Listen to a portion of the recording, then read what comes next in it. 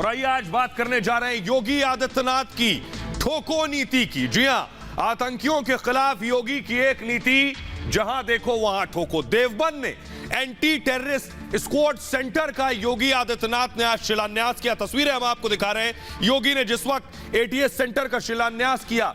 लेकिन आपको बताऊं, जब इस एटीएस सेंटर का जिक्र हुआ था उस वक्त समाजवादी पार्टी और कांग्रेस ने इसे मुसलमानों से जोड़ दिया कि देवबंद में एटीएस सेंटर बना रहे हैं, मुसलमानों को डराना मकसद है। लेकिन इसका मकसद क्या है ये आपको बताएंगे। लेकिन एटीएस सेंटर के बारे में आपको बताऊं, योगी ने तैयारी कर ली है कि आतंकवाद के खिलाफ जीरो टॉलरेंस एटीएस सेंटर जो बना है वो मैं आपको दिखा रहा हूं। देखिए जरा, आतंकियों के खिलाफ योगी आदित्यनाथ की ठोको नीति। देवबंद में एटीएस सेंटर बनाया गया है। योगी ने एंटी टेररिस्ट स्क्वाड सेंटर का आज शिलान्यास किया है। उत्तर प्रदेश में आतंकियों पर लगाम लगेगी इस सेंटर के जरिए और संवेदनशील इलाकों में बाकायदा नजर रखी जा सकेगी। आसपास के जो जिले हैं, 2000 वर्ग मीटर में यह anti terrorist squad centre Deoband में बनेगा।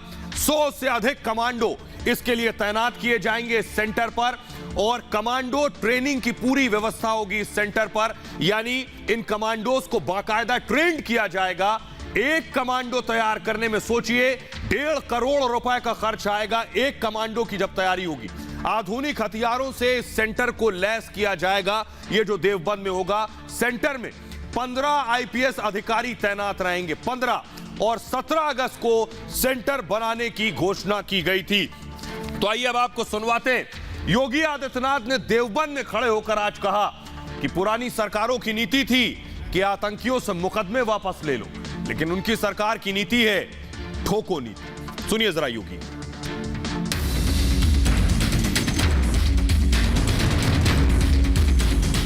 हम आतंकवादियों को ठोकने के लिए एटीएस का सेंटर बना रहे हैं। पश्चिमी उत्तर प्रदेश में आतंकियों के खिलाफ चलेगी योगी की ठोको नीति। आतंकियों को अब एक नहीं 1000 बार सोचना होगा। योगी ने यूपी को आतंकियों से महफूज रखने के लिए एंटी टेररिस्ट स्क्वाड सेंटर खोलने की तैयारी कर ली है। हमारे नागरिकों की सुरक्षा के लिए खतरा बनोगे तो हमारे कमांडो तुम्हें निकाल करके कहीं भी छुपोगे, ओसामा बिन लादेन की तरह कहीं भी छुपे रहोगे तो भी निकाल करके तुम्हारा काम तमाम करने का कार्य करेंगे। और इसलिए ये सेंटर, यहां पे हमारे 56 कमांडो हमेशा तैनात रहेंगे। आतंकियों के खिलाफ योगी कहर बनकर टूटे हैं और यूपी को भयमुक्त बनाने के वादे के साथ योगी ने सत्ता की कमान संभाली थी, जिस पर योगी अब तक खरे उतरे हैं। जब बेटियों के साथ छेड़छाड़ होती थी तो क्या कहते थे?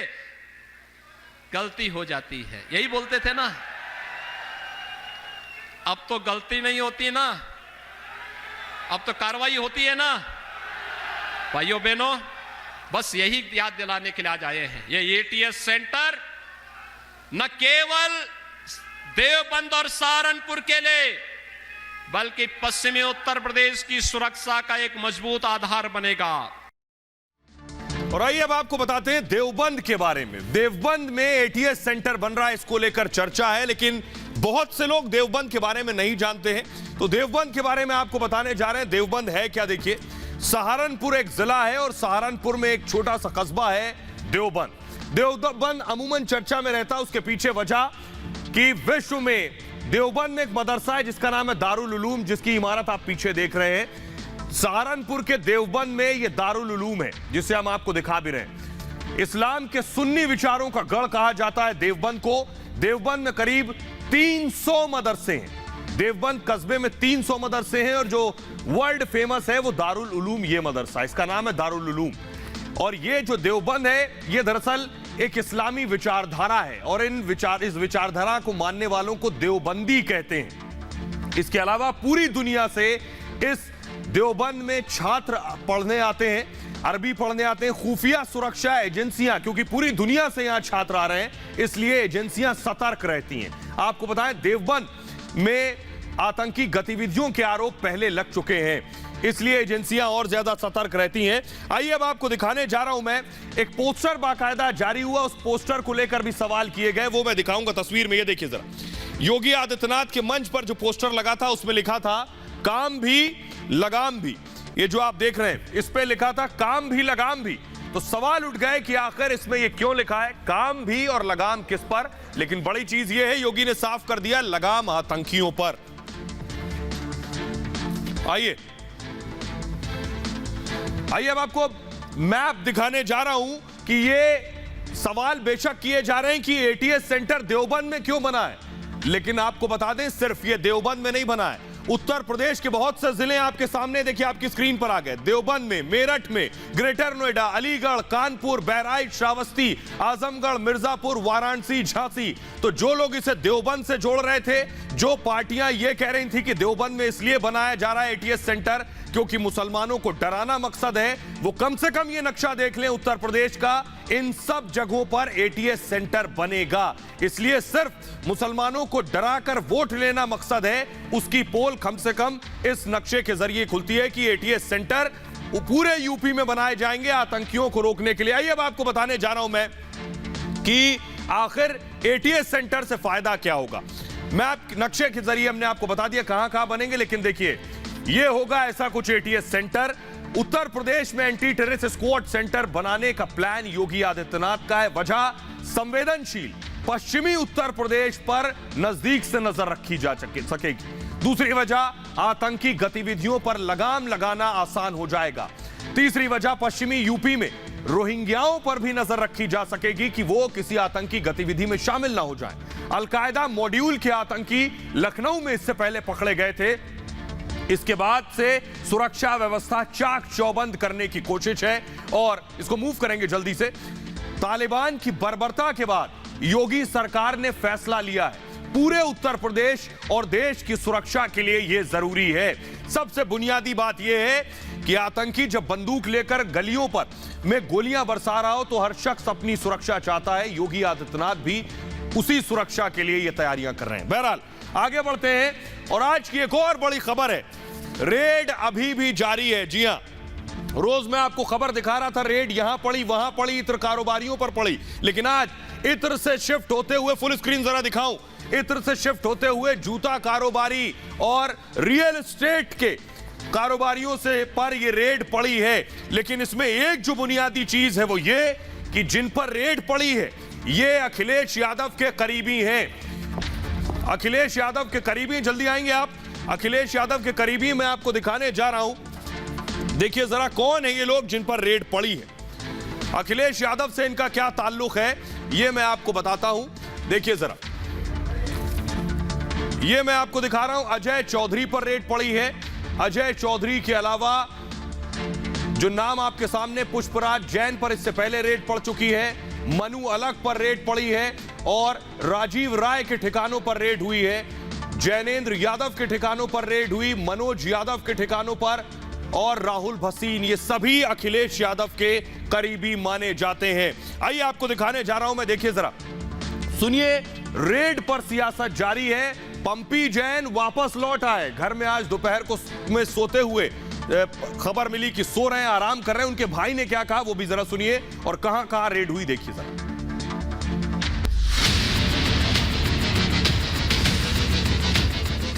अखिलेश के करीबियों पर आज फिर आयकर विभाग की टीम ने एक के बाद एक ताबड़तोड़ छापेमारी की।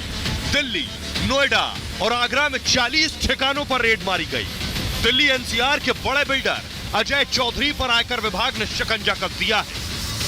दफ्तर है यहाँ पर अजय चौधरी का, वहाँ पर आप सामने की तरफ देख सकते हैं कुछ एक आईटी के कर्मचारी जो हैं वो यहाँ पर भी मौजूद हैं। ये बैठे हुए हैं सामने की तरफ और ये सभी लोगों के आईटी के जितने भी जो कर्मचारी थे वो आए हुए थे। यहाँ पर जो काम करने वाले कर्मचारी थे उन तमाम लोगों के मोबाइल फोन जब्त कर लिए गए हैं। एक तरफ छापेमारी चल रही है तो छापे पर अखिलेश और मुख्यमंत्री योगी आदित्यनाथ एक दूसरे पर हमलावर हैं।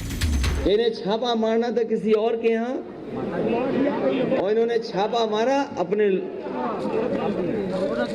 छापा मारना था समाजवादियों के यहाँ लेकिन छापा मार दिया अपने साथी के यहाँ। हमें जेसीबी से दीवार तोड़ करके नोट की गड्डी निकालनी पड़ी थी।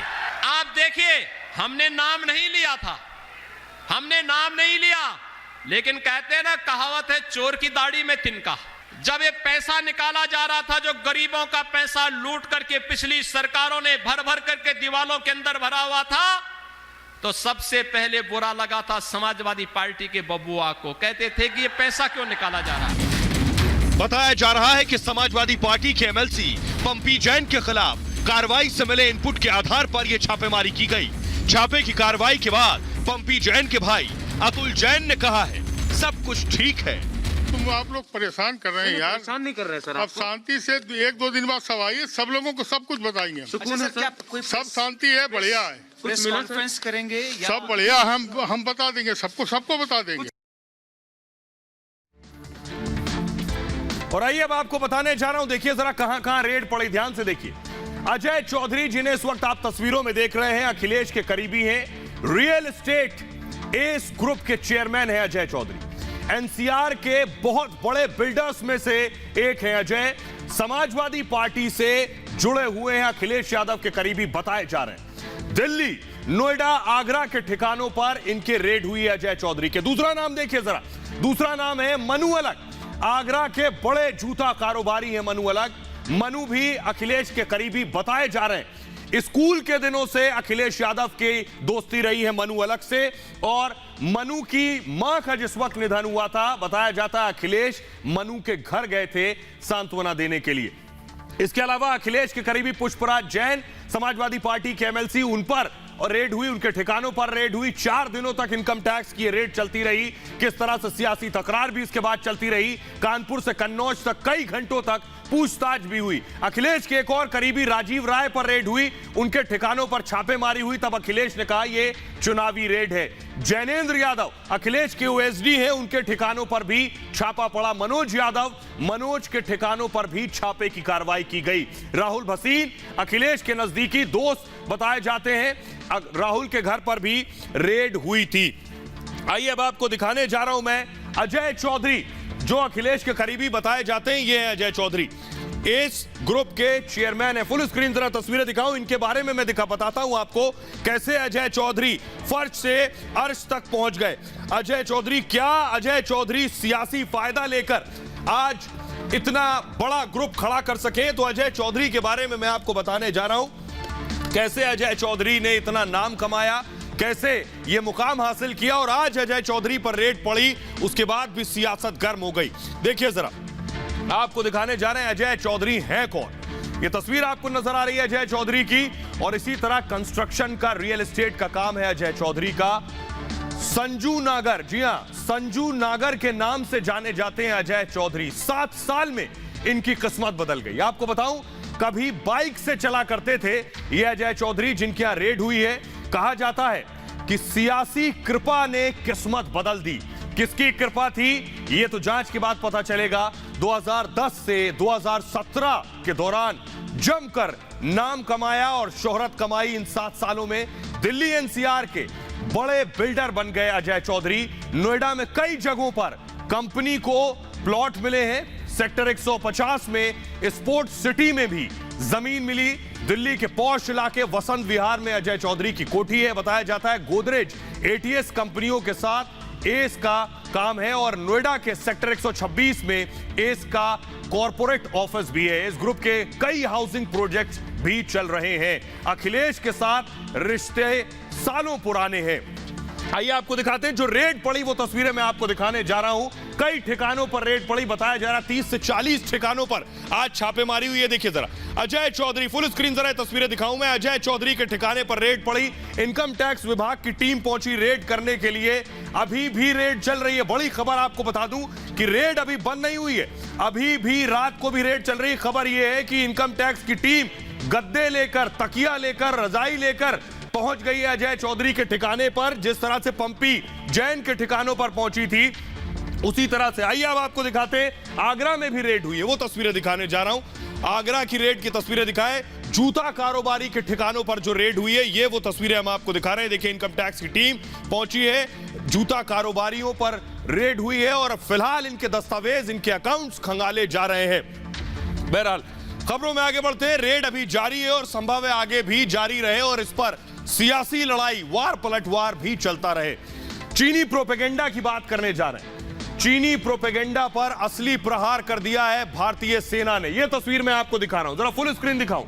चीन का यह प्रोपेगेंडा वीडियो देखिए जरा। चीन ने फुल स्क्रीन आवाज के म्यूजिक के साथ, अगर एम्बियंस के साथ में सुनाऊं, चीन ने वीडियो जारी किया और चीन ने कहा कि यह गलवान का वीडियो है। चीन ने इस वीडियो को जारी करते हुए कहा, सुनिए जरा, चीनी सैनिक अपना राष्ट्रगान भी गा रहे हैं और बता रहे हैं कि गलवान में चीनी सैनिकों ने कब्जा कर लिया है, वहां पहुंच गए हैं। यह वीडियो जारी करके कहा कि नया साल गलवान में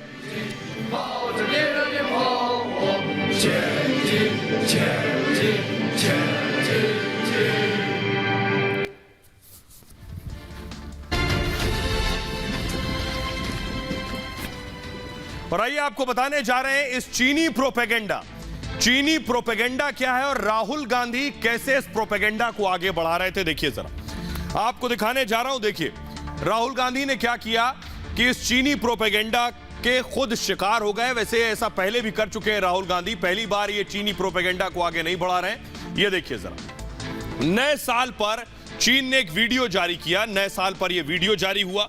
चीनी मीडिया ने इस वीडियो को जारी किया, लिखा 1 इंच जमीन भी नहीं छोड़ेंगे। चीन ने लिखा 1 इंच जमीन भी नहीं छोड़ेंगे। गलवान पर कब्जे का प्रोपेगेंडा है पूरी तरह से, इसे मूव करेंगे। लद्दाख में मजबूती दिखाने की कोशिश की गई और गलवान में ही चीन के साथ खूनी झड़प हुई थी, आपको याद होगा। लेकिन अब देखिए राहुल गांधी ने क्या किया। मोदी विरोध में राहुल चीनी प्रोपेगेंडा के साथ आकर खड़े हो गए। चीन ने जब वीडियो जारी किया तो राहुल ने क्या किया, राहुल ने ट्वीट कर प्रधानमंत्री नरेंद्र मोदी पर निशाना साध दिया। लिखा गलवान में हमारा तिरंगा अच्छा लगता है। सोचिए, चीन का वीडियो देखकर राहुल गांधी कह रहे हैं गलवान में हमारा तिरंगा अच्छा लगता है। चीन को जवाब देना होगा, मोदी जी चुप्पी तोड़ो। राहुल गांधी नहीं, रणदीप सुरजेवाला क्या कह रहे हैं, चीन के वीडियो पर देश विरोधी हो जाते हैं ये कांग्रेसी। वो कह रहे हैं प्रधानमंत्री चुप क्यों हैं, रक्षा मंत्री बोल नहीं रहे हैं। और कांग्रेस की प्रवक्ता कह रही हैं सुप्रिया श्रीनेत ने भी हमला किया, उस वीडियो पर ही हमला कर रहे हैं। सोचिए, देश के खिलाफ ये कांग्रेसी खड़े हो जाते हैं। वो लिख रही हैं जहां जवान शहीद हुए वहां चीन ने झंडा फहरा लिया। सोचिए, आज तक शायद ये गलवान या LAC तक गए हो, लेकिन भारत पर, देश की सेना पर हमला करने लगते हैं। वो आगे लिख रही है हमारी सेना का मनोबल क्यों तोड़ रहे हैं। सोचिए, ये इस तरह के मैसेज लिखकर, ट्वीट करके देश की सेना का मनोबल तोड़ने की कोशिश कर रही है। लेकिन देश की सेना ने आज चीनियों को भी जवाब दिया और कांग्रेसियों को भी जवाब दिया। ये देखिए जरा, देश के जवान गलवान पर मौजूद हैं और ये तस्वीरें जो सामने आई हैं, इसने चीन के प्रोपेगेंडा को फेल कर दिया है और कांग्रेसियों के एजेंडे को भी फेल कर दिया। फुल स्क्रीन जरा दिखाऊं मैं तस्वीरें। देखिए, भारतीय जवान बंदूकों के साथ हैं, तिरंगा लिए हुए। फुल स्क्रीन ये तस्वीरें जरा दिखाऊंगा मैं। देखिए, भारत का करारा जवाब सामने आया है और भारतीय सैनिकों के पास अत्याधुनिक राइफल्स हैं जो चीन को भी खौफजदा कर रही हैं। यह है गलवान की तस्वीर। भारतीय जवान गलवान में खड़े हैं, तिरंगा लहरा रहे हैं और यह कांग्रेस को भी जवाब है कि कैसे भारतीय सेना पर निशाना साध रहे थे कांग्रेसी, इनका मनोबल तोड़ने की कोशिश कर रहे थे। लेकिन जो जवाब दिया है भारतीय फौज ने, भारतीय सेना ने, यह कांग्रेस को मुश्किल पड़ेगा। और आइए अब आपको बताता हूं मैं कि कैसे बीजेपी ने पलटवार किया है। संबित पात्रा ने लिखा इस तस्वीर के सामने आने के बाद, जब भारतीय सेना तिरंगे के साथ गलवान से तस्वीरें सामने आई, गलवान में तिरंगा राहुल को खलता है। राहुल एंड कंपनी घबराओ मत, संबित लिख रहे हैं, मोदी जी के नेतृत्व में तिरंगा लहराया जा रहा है। धर्मेंद्र प्रधान ने लिखा, किस मजबूरी में चीनी प्रोपेगेंडे का समर्थन कर रहे हो, हर रहस्यमयी विदेश दौरे पर भारत की संप्रभुता।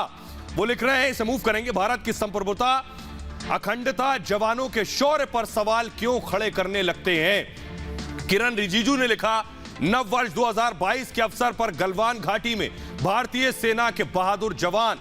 मूव करेंगे इसे, देश की आन बान शान हमारा तिरंगा। कैलाश विजयवर्गीय ने लिखा, गलवान घाटी में ही नहीं पूरे देश में शान से लहरा रहा है। यह राहुल गांधी को जवाब था। आइए अब आपको दिखाने जा रहा हूं, जरा देखिए कैसे कांग्रेस के एजेंडे को पूरी तरह से आज फ्लॉप कर देते हैं। इसे ध्यान से पढ़िएगा, खासतौर पर कांग्रेसियों के लिए ये डेटा जुटा कर लाए। वीडियो जो हमने आपको दिखाया, वीडियो गलवान का पर भारतीय इलाके का नहीं है।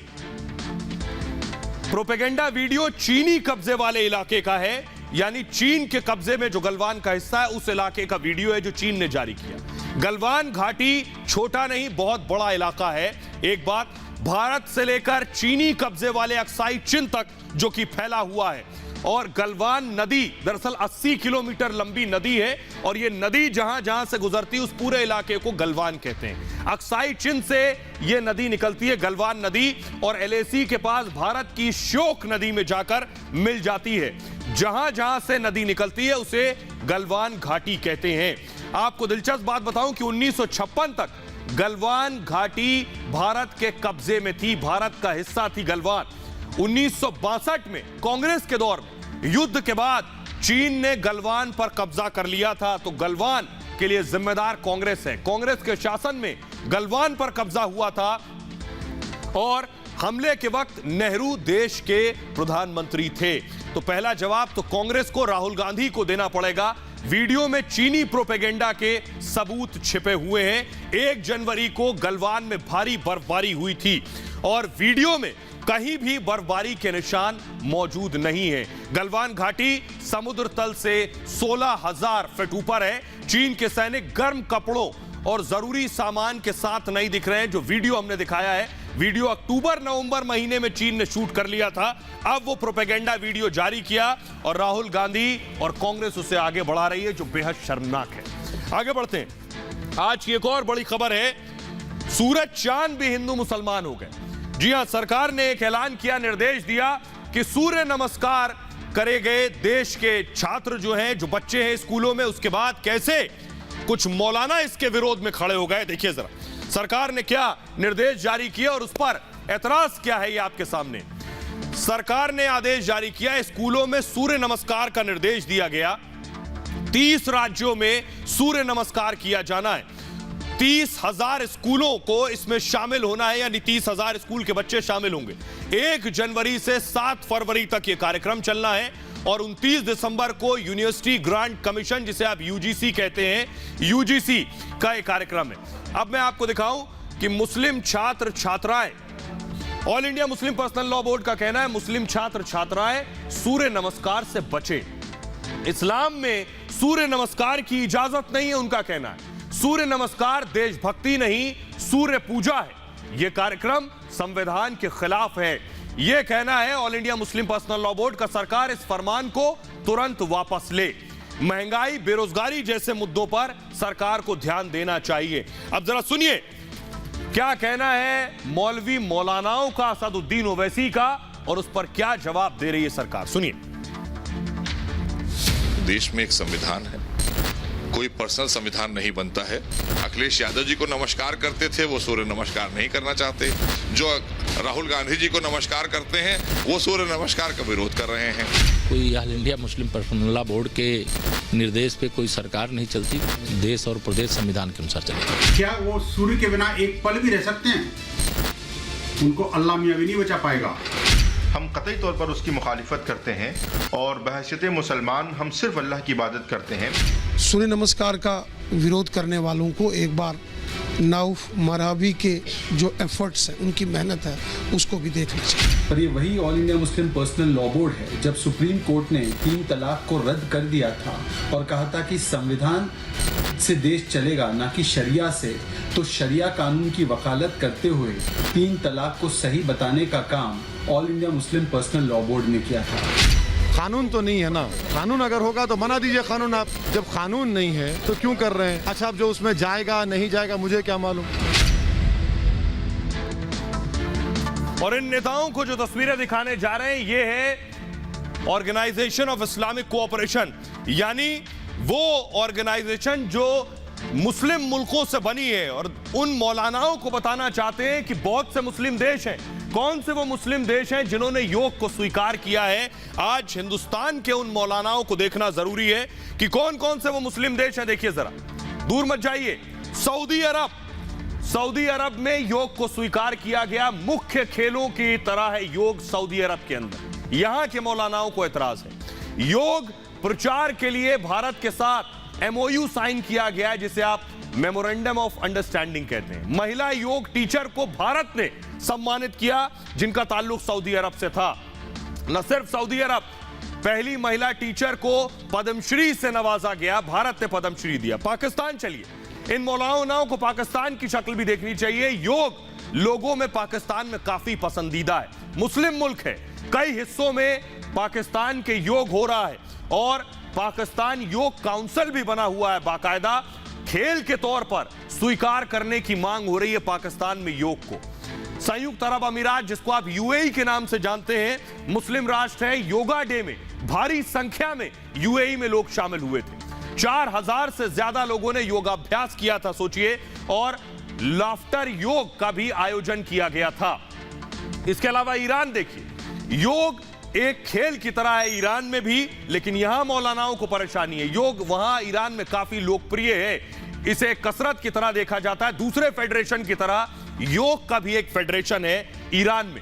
बांग्लादेश में योगा डे को लेकर बांग्लादेश ने भी समर्थन किया था। लोगों के बीच काफी पसंदीदा है योग और पुलिस कर्मियों को योग कोर्स कराया गया है बांग्लादेश में। अब आइए मैं आपको दिखाने जा रहा हूं सऊदी अरब की एक महिला जिसको पद्मश्री दिया गया। ये आप देख रहे हैं, सऊदी अरब की योग टीचर है। फुल स्क्रीन जरा मैं दिखाऊं, देश के मौलाना इस टीचर को कम से कम देख लें और कुछ सीख लें। देखिए जरा, 2018 में पद्मश्री मिला, इनका नाम है नौफ मरवाई। तस्वीरें आप देख रहे हैं, ये सऊदी अरब में योग टीचर हैं जिन्हें पद्मश्री से नवाजा गया है, भारत में पद्मश्री मिला है।